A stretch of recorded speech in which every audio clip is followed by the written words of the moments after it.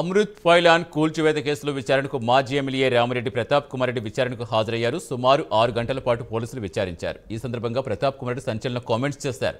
తనపై తనకు సహకరించిన మీడియాపై కుట్ర కోణంతో కేసులు పెట్టారని ఆరోపించారు. పోలీసుల విచారణకు తాను పూర్తి సహకారం అందించారని తెలిపారు. ఎప్పటికైనా సత్యమే గెలుస్తుందని ప్రతాప్ కుమార్ రెడ్డి అన్నారు. సంబంధించిన నాయకుల మీద అక్రమ కేసులు బనాయించడం ఇవన్నీ కూడా జరిగినాయి. కోర్టు మాకు కొంతమందికి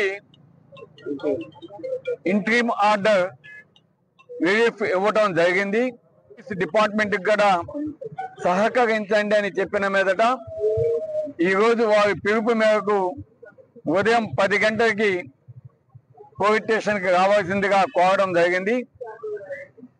మేము అదే విధంగా వారు చెప్పిన విధంగా పోలీస్ స్టేషన్కి రావటము దాదాపు 5 గంటల దాకా వారికి